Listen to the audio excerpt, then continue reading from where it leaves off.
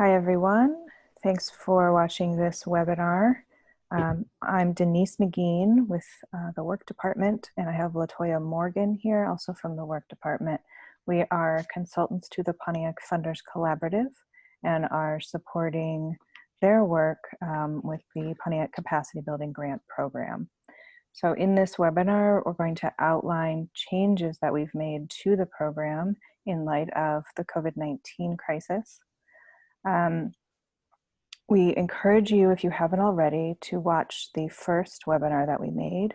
That is available in the email that you should have received that contained the link for this webinar. And it's also, you can reach out to us if you can't find it. Our contact information is on the last slide of this webinar.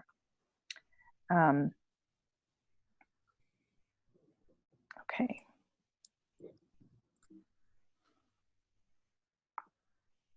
Okay, so these are the high-level changes that we've made to the program, and we'll talk through these each in detail. So the deadline, most importantly to note, the deadline has been extended to May 13th to allow everyone a little bit more time given the crisis.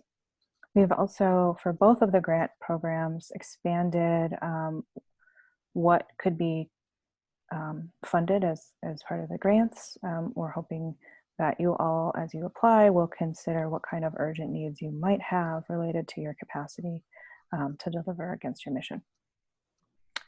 And for those interested in the organizational grant that supports technical assistance, the assessment that was part of that grant as a first step is now optional, and we'll talk through what that looks like. So here's the revised timeline. As a reminder, all applicants must register in Flux, which is the online grant portal that the Community Foundation for Southeast Michigan uses. The deadline for that is now April 29th. So if you haven't already, be sure to do that. It's a very quick process. And you can access that via the Community Foundation's website under the Pontiac Initiative page. And our first webinar outlines exactly step-by-step how to do that if you need assistance. Latoya Morgan has optional office hours still available. You can speak with her by phone or by video for one-on-one application assistance. And she's available to answer any questions you have. And she will keep those open through May 13th, which is our new deadline. Applications are due by 5 o'clock on the 13th. There are no late applications, so you'll want to be sure that you have that date and time noted. Award and decline notifications will be sent out on June 12th, and there will be an announcement of the grants the week of June 15th. Okay, Latoya, will you take it from here? Sure. So as we discussed in our previous webinar, here's a quick definition of what we mean by capacity building. We see capacity building as strengthening people, tools, and resources to help organizations fulfill their mission now and in the future. The grants will still support capacity building, even with the updates that we are talking about in this webinar. However, we understand that the pressure and the strain placed on organizations by the coronavirus pandemic have required us to make a few changes.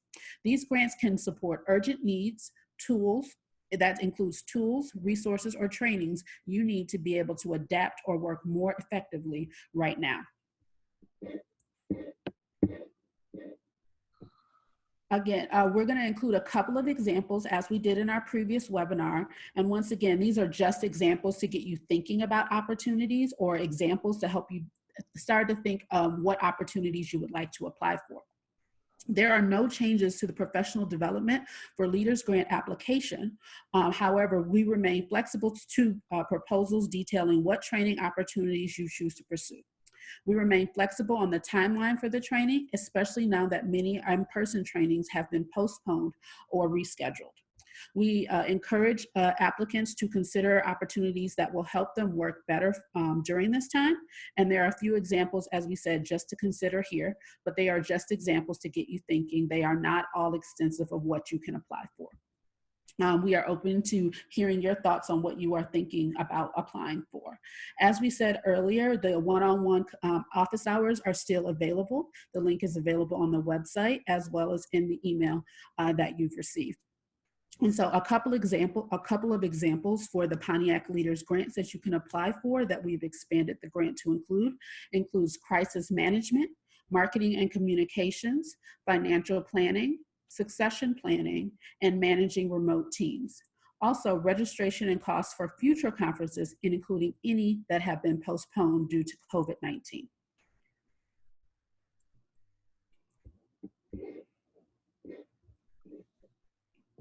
For the Technical Assistance for Pontiac Organizations grant, there is one significant change.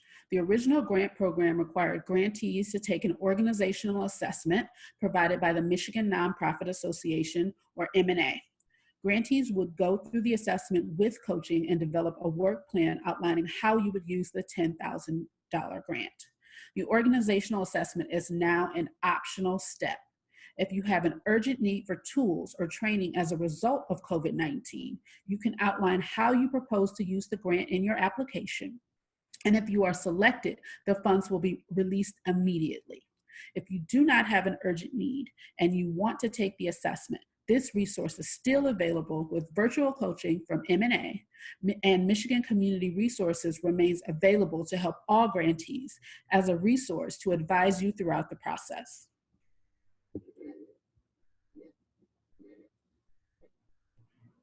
The application for the organization now includes additional questions to let us know if or when you will take the assessment and how you propose to use the grant funds. The questions include, do you plan to take the assessment as a first step? Yes or no? If not, are you willing to take it later in the grant term? Yes or no? If not taking the assessment, detail how you propose to use the funds. Again, these questions are designed, as in the previous version, to be very short, quick answers. They do not have to be very long answers, just concise and persuasive. So if you are not taking the assessment and you need to detail your budget, please use some space there. But the other questions are yes or no questions.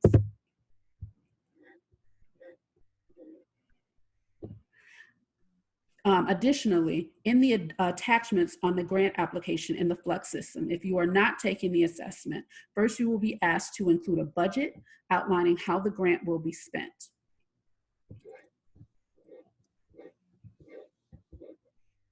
Here are some examples of the technical assistance that might be needed during the crisis. Again, we just want to also reiterate, these are examples. They are not designed to be exhaustive. They are just designed to get you thinking about what are opportunities out there that you could apply for. But if you had some ideas before the pandemic happened and you would still like to apply for it, we encourage you to still apply for them, or contact me during office hours and we can discuss it and flesh it out more to help to provide you with some support on thinking it through.